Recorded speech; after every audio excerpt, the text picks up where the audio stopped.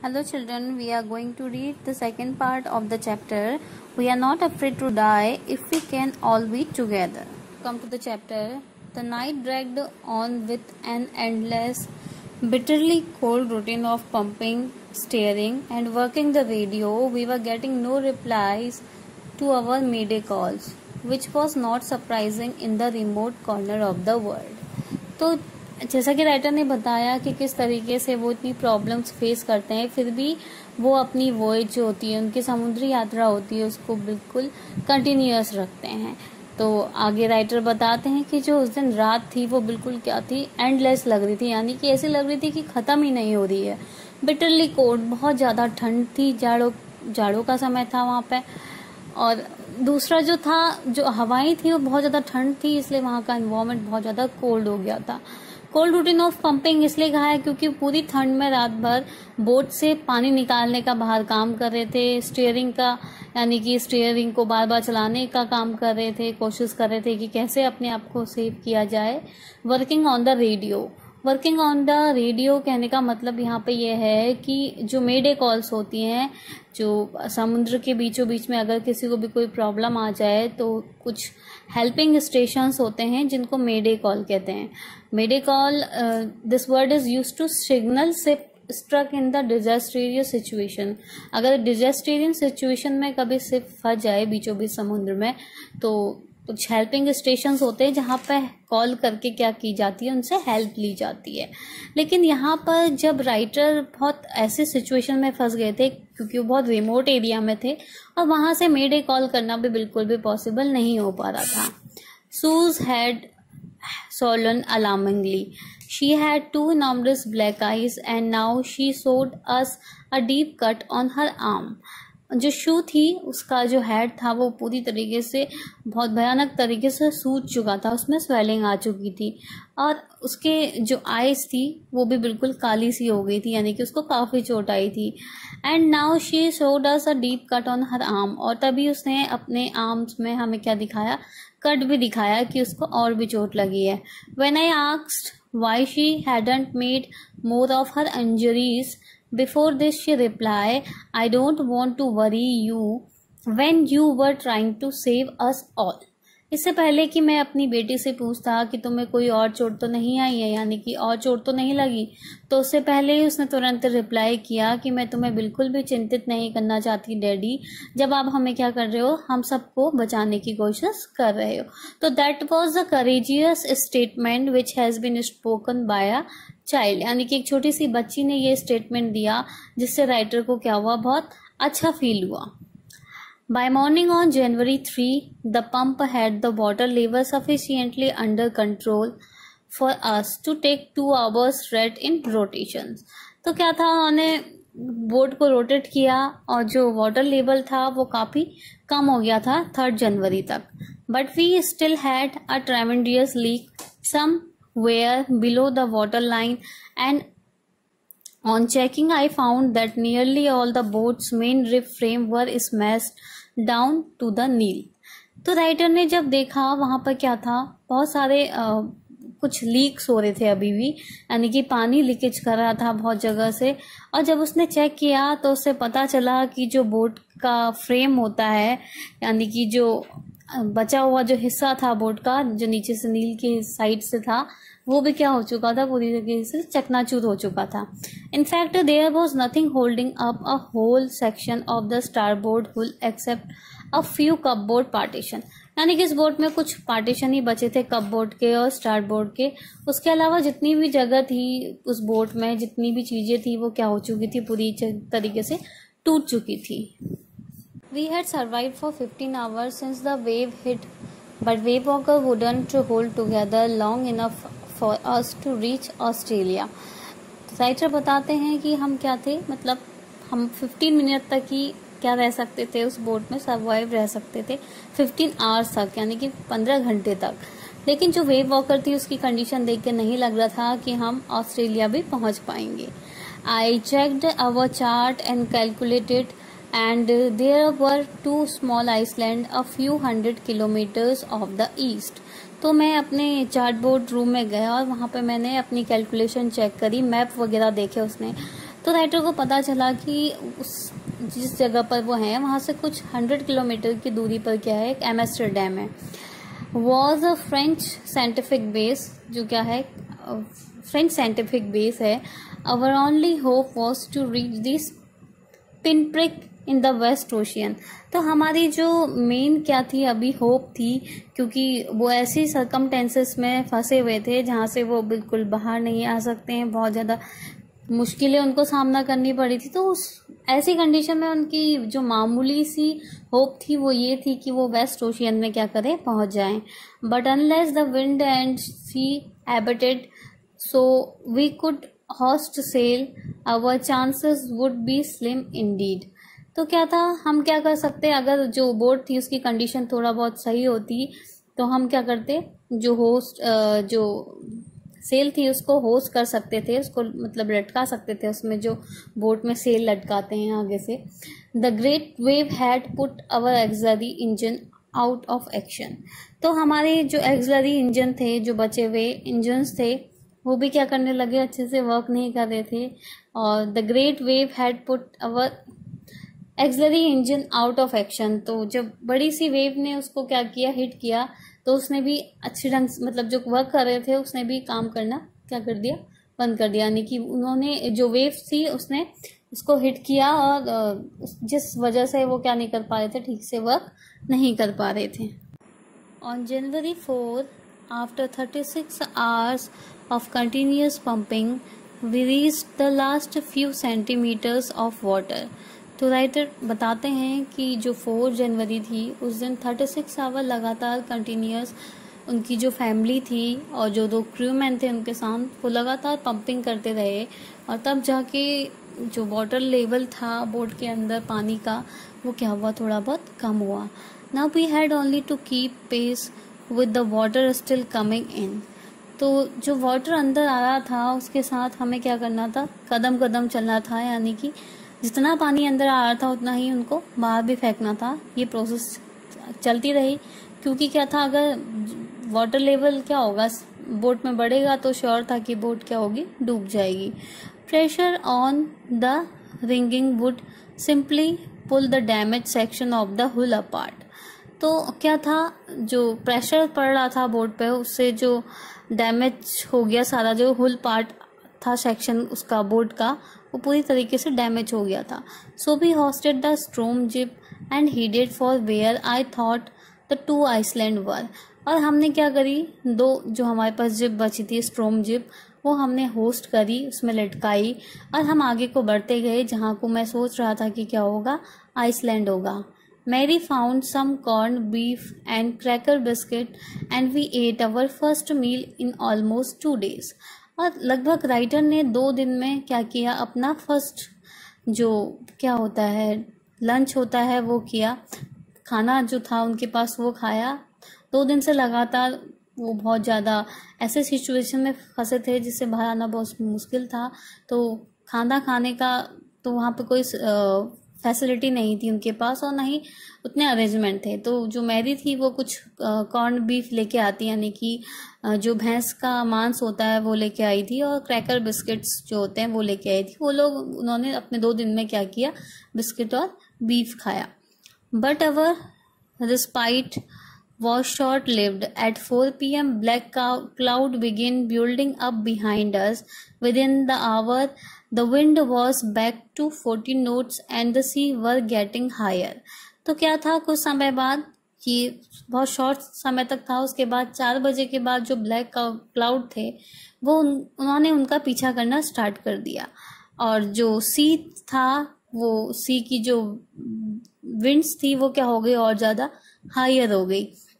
The weather continuously to deteriorated throughout the night। और पूरी रात भर जो मौसम था वो बहुत ज़्यादा कंटिन्यूसली बहुत ज़्यादा बेकार हो गया। And by down on January 5 our situation was again desperate. और 5 जनवरी तक पहुँचते पहुँचते जो राइटर था उसकी जो सिचुएशन थी वो बहुत ज़्यादा निराशाजनक हो गई थी। When I went in to comfort the children, John asked Daddy, Are we going to die? जब मैं बच्चों के कैबिन पे पहुंचा तो मैंने जो जॉन था, जो छोटा बच्चा था, उसने मुझसे पूछा, डैडी क्या हम मरने वाले हैं? I tried to assure him that we could make it. तो मैंने उससे दिलासा दिलाया कि हम इसे क्या करेंगे, पार करके दिखाएंगे, हम एम्स्टर्डम तक पहुंच के दिखाएंगे। But daddy, he went on, we are not afraid to die if we can all be together, you and mummy, Sue and I. तो बच्चे ने, जो केवल 11 ईयर्स का था, जो बहुत ही करेजियस था, वो अपने फादर से बोल रहा था कि हम मरने से नहीं डरते हैं इस सिचुएशन में जब मम्मी, आप और हम सब के सब क्या हो, एक साथ हो। I could find no words with which to response, but I left the children's cabin determined to fight the sea with everything I had. तो मुझे उस कंडीशन में जो बच्चे ने रिस्पॉन्स किया था, मुझे कुछ भी समझ में नहीं आ रहा कि उसको आंसर क्या दूं। और मैं उसके कैबिन से बाहर गया और मैंने बिल्कुल डिटरमाइंड होकर क्या किया, ये फैसला लिया कि मैं इस सी से क्या करूंगा, फाइट करूंगा, समुद्र से।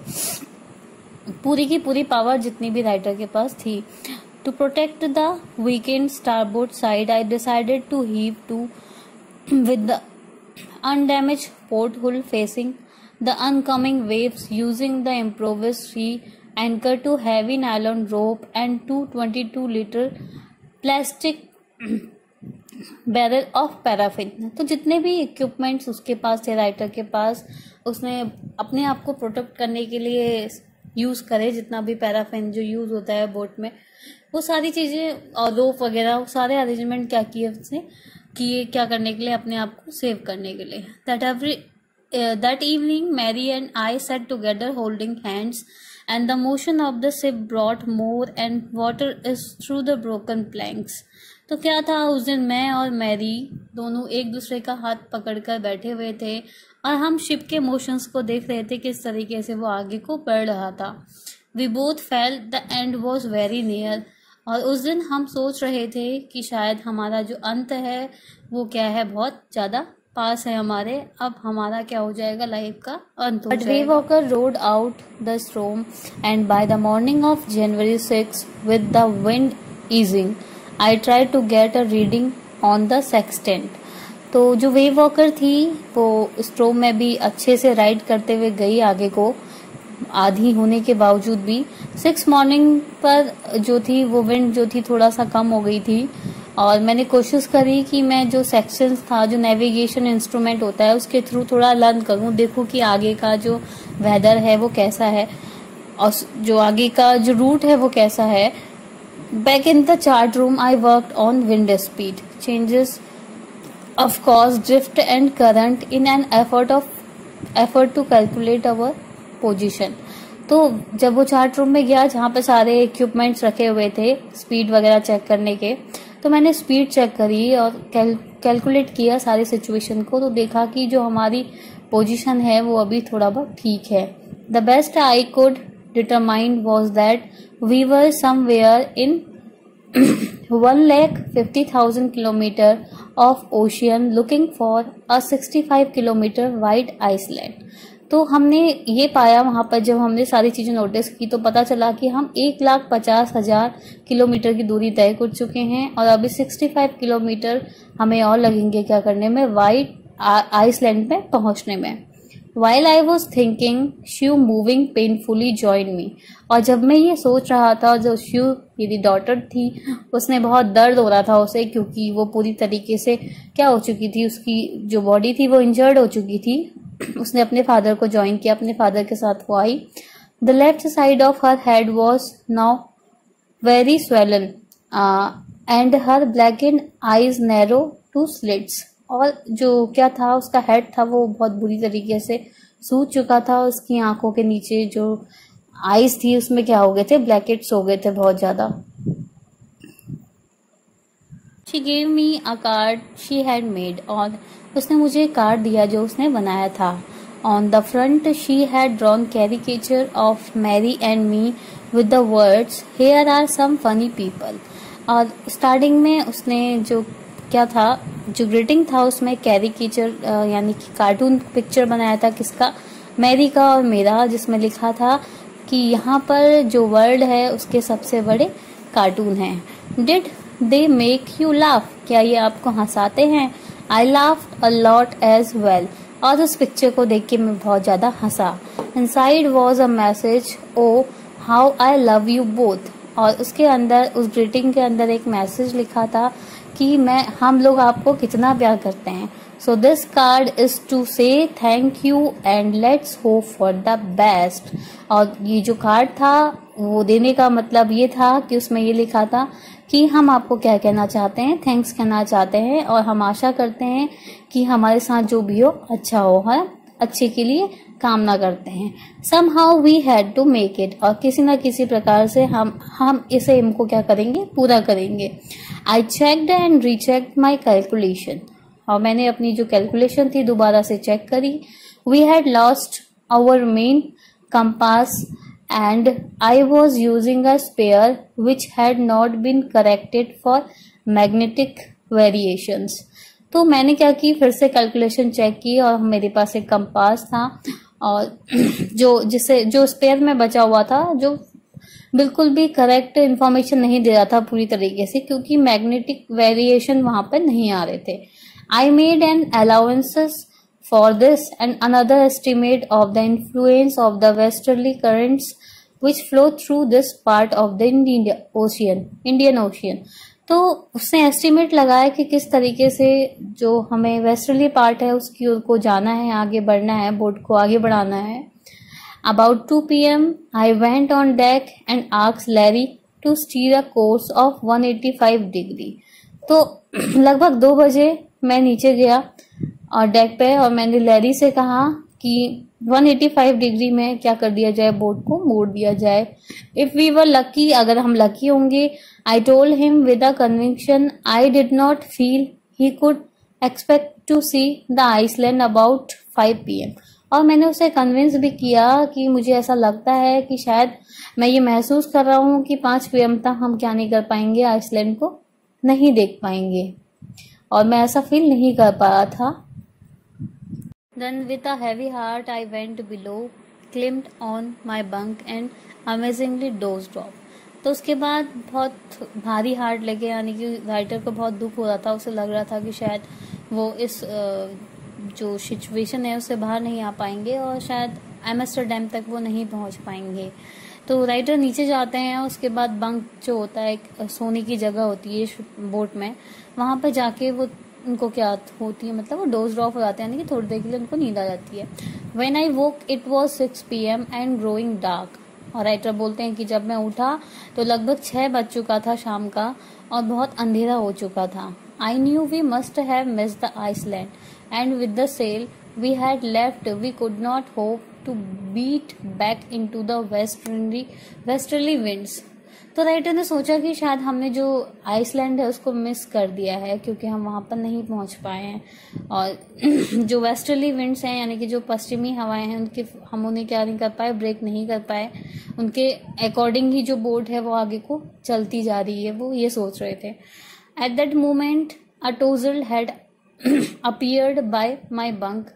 Can I have a hug? Jonathan asked. She was right behind him. और उसी समय अचानक से एक टोजल, यानी कि एक बालों वाला सर मुझे दिखाई दिया मेरे बंक पर, और एक बच्चा था जो उसका बेटा था. उसने पूछा कि पापा क्या मैं आपको हग कर सकता हूँ. तो जोनाथन ने जब ये क्वेश्चन पूछा तो शिव भी उसके बगल में खड़ी हुई थी. Why am I getting a hug now? I asked. तो मैंने पूछा कि तुम मुझे क्यों गले लगाना चाहते हो. Because you are the best daddy in the whole world and the best captain, my son replied. तो जो मेरा बेटा था उसने मुझे रिप्लाई किया, बोला क्योंकि तुम क्या हो, इस दुनिया के सबसे बेस्ट डैडी हो और सबसे बेस्ट कैप्टन हो. Not today, John. I am afraid. तो वो राइटर को तो कुछ पता ही नहीं है कि वो एक्चुअल कहाँ पे पहुंच चुके हैं. तो राइटर बोलता नहीं, आज नहीं, क्योंकि आज जो तुम चाहते थे वो मैंने पूरा नहीं किया. Why you must be, said Shu in a matter of a fact voice. You found the Iceland. तो जो शू है वो कहती है आज क्यों नहीं. वो बिल्कुल फैक्ट वाली वॉइस में बोलती है, क्योंकि आपने क्या किया है, आइसलैंड को फाउंड कर लिया है. What? I shouted. और ऐसा सुनते ही जो राइटर है वो जोर से चिल्लाया. It is out there in front of us, the chorus as big as battleship. तो वो बताते हैं कि क्या है, हम यहाँ पर रुक चुके हैं और ये क्या है, एक बैटल शिप है, यानी कि हम क्या किया, हमने एक युद्ध जीत लिया, ऐसा फील हो रहा है. I rushed on deck and gazed with relief at the stark outline of Ile Amsterdam. It was only bleak piece of volcanic rock with little vegetation, the most beautiful Iceland in the world. तो जो Amsterdam था वहाँ पर volcanic rock थी और world का सबसे beautiful Iceland था, क्योंकि वहाँ पर जो वेजिटेशंस थी वो बहुत ज़्यादा कम थी, जो वनस्पतियाँ होती हैं वो बहुत कम थी. जब मैं नीचे गया और मुझे वो सारी सिचुएशन जब मैंने देखी, जो वो प्लेस देखा, तो मुझे बड़ी शांति हुई. एंकर्ड ऑफ शोर of the night and the next morning all 28 inhabitants of the Iceland cheered us, they helped us ashore. तो क्या था, जब हम वहाँ पर पहुँच गए थे तो हमने एंकर्ड किया, यानी कि सहारा लिया, मतलब बोट को वहाँ पर फंसाया और किनारे लगाया. और अगले दिन मॉर्निंग में 28 इनहेबिटेंट्स यानी कि वहाँ के जो निवासी थे वो हमें क्या करने आए, हमारा उत्साह बढ़ाने के लिए आए वहाँ पर, और वो बहुत खुश थे हमें देखकर और उन्हें हमारी बोट को किनारे लगाने में हमें हेल्प करी. With land under my feet again. और उसके बाद मुझे महसूस हुआ कि जो मेरे पाँव थे वो धरती पर चले, यानी कि कुछ समय मैंने महसूस किया कि अब मेरे जो फीट हैं उन्होंने जो लैंड है उसको क्या कर दिया है, टच कर दिया है. My thoughts were full of Larry and Herbie, cheerful and optimistic under the dearest stress.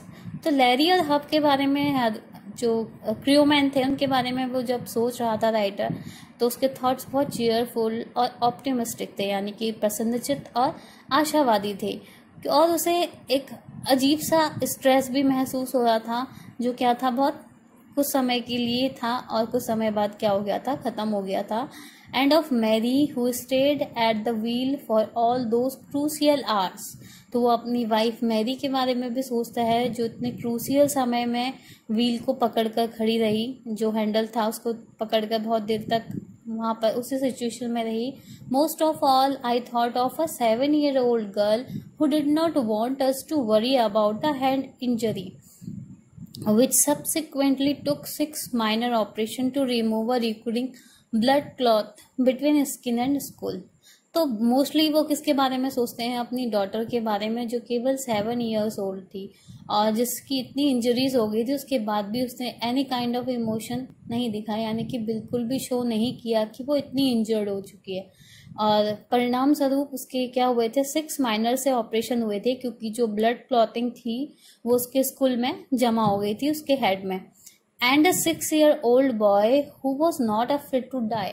तो यहाँ पर राइटर अपने बच्चे के बारे में भी सोचता है, जो उसका सन था जोनाथन, जो बिल्कुल भी मरने से नहीं डरता था. If we will talk about the condition of the elders, तो कुछ समय के लिए वो क्या हो गए थे, बहुत ज़्यादा डर गए थे, बहुत ज़्यादा उन्हें डर महसूस हो रहा था. लेकिन फिर भी जो बच्चे थे उन्होंने ब्रेवली क्या किया, उनको इनकरेज किया, दिखाया कि वो बिल्कुल भी उस सिचुएशन में भी नहीं डर रहे हैं. So that was the chapter and I hope you all understood it. Thank you.